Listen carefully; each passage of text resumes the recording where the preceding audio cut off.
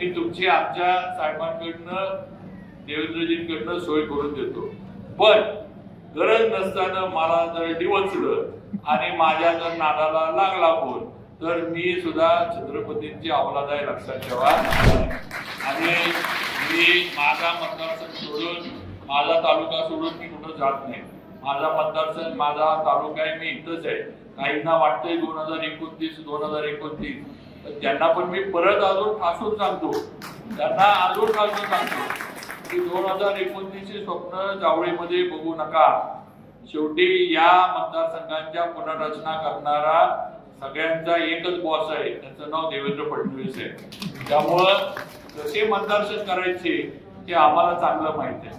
तुम्हाला सोय करून पाहिजे असेल तर मला येऊन भेटा,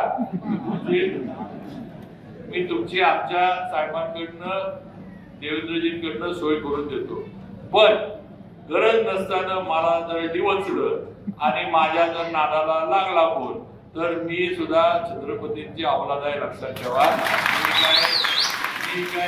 मी काय कुठला लुंग्या सुंग्या मी पण नाही।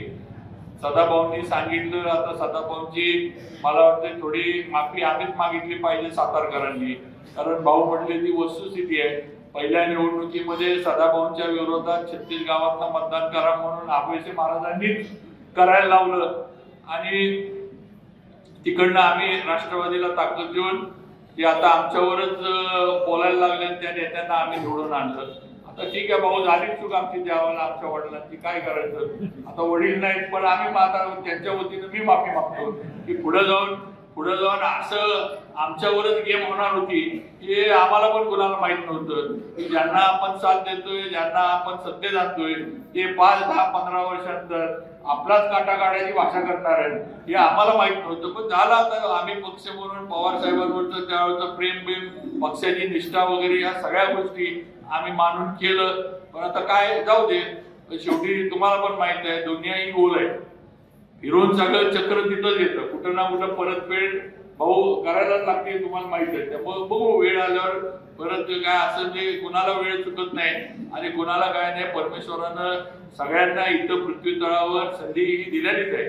आज ना उद्या कोण ना कोण जे म्हणजे सुपात आहे ते जात्यात येत नाही आणि जात्यात आहे ते सुपात असं आहे। त्यामुळं कधी ना कधी कोण ना कोण कुठं ना कुठं सापडतं आणि म्हणजे इथं पण भाऊंनी सांगितलं, पण भाऊ एक सांगतो की बरंच इथं पण काय ठेकेदार म्हणून उरडून गेले, तिकडं केळझरच्या सभेत पण ठेकेदार म्हणून उरडून, कामं तर कॉन्ट्रॅक्टरच